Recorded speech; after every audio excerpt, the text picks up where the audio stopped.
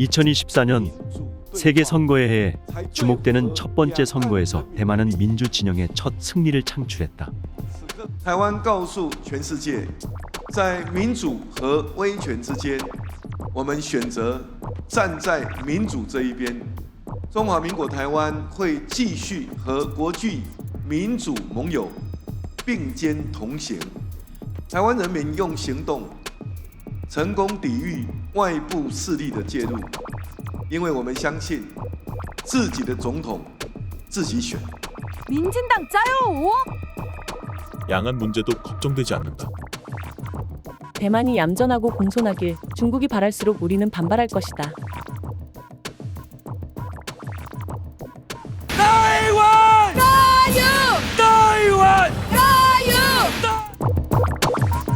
미중 대리전으로 평가받는 대만 총통 선거에서 친미 반중 라이칭더가 선출되었습니다. 지난 13일 치러진 대만 총통 선거에서 집권 민진당 라이칭더 후보는 제1야당 친중 허우유이, 제2야당 커원저 후보를 누르고 차이잉원의 총통직을 이어받게 됐습니다. 대만 민심은 지난 2016년과 2020년에 이어 또다시 반중 정당을 선택한 것이죠.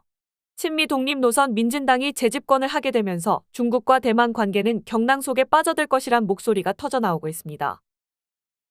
서방 언론들은 그동안 대만을 억압하며 그들의 독립을 억누르려는 중국의 계획이 실패에 돌아갔다면서 대만에 대한 중국의 압력이 높아지고 미국과의 긴장감은 심화할 것이라고 평가했습니다.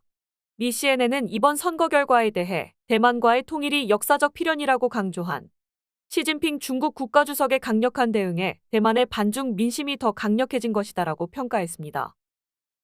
중국은 이번 총통 선거에 앞서 라이칭더가 당선될 경우 대만의 협에는 전쟁 위험이 고조될 것이라고 여러 차례 경고해왔죠.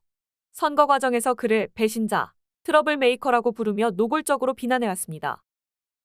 양안 관계 전문가들은 중국이 선거 직후 대만에 대한 압박을 강화할 것으로 예상했는데요.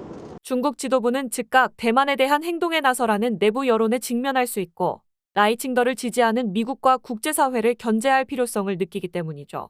이런 이유로 중국은 3월 초 양회와 대만 총통 취임일인 5월 20일 사이에 경제 외교 군사 수단을 총동원해 대만 압박 수위를 높이며 길들이기에 나설 수 있습니다. 미국은 안도감을 숨긴 채 바이든 대통령이 대만의 독립을 지지하지 않는다는 입장을 재차 밝히며 신중한 반응을 보이고 있습니다.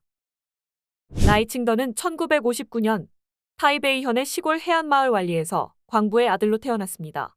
생후 95일 만에 아버지를 광산사고로 잃고 5남매와 함께 홀어머니 아래서 어렵게 자라났습니다. 어려운 형편에도 수제 소리를 들으며 국립대만대, 하버드대 등에서 공부하며 내과 의사가 되었죠. 타이난시에서 내과 의사로 일하던 그는 1994년 정계에 입문했습니다. 이후 반중 독립 노선을 일관되게 주장하며 이번 선거를 통해 대만의 총통이 되었습니다. 그는 늘 대만은 주권 국가이고 중국으로부터 독립해야 한다며 중국의 반발을 사왔습니다. 이번 선거를 치르면서도 중국의 홍콩 민주화운동 탄압을 꼬집으며 중국을 지지하는 후보를 뽑게 되면 대만 민주주의는 사라지고 선거는 행정장관을 선출하게 되는 것이라고 목소리를 높였습니다. 그런 그를 향해 중국도 대만 독립분열주의자, 독립강경론자라며 비난해왔습니다. 당선 이전부터 라이칭더는 중국의 팽창주의에 맞서기 위해 우리나라와 미국, 일본과의 협력 강화를 강조해오기도 했는데요. 그의 당선으로 향후 양안 갈등은 더욱 고조될 것으로 보이는데요. 중국은 선거 당일에도 군용기를 띄워 대만을 위협했죠. 중국의 위협과 미국 등 서방과의 연대 사이에선 라이칭더 당선인의 위기관리 능력이 시험대에 올랐습니다.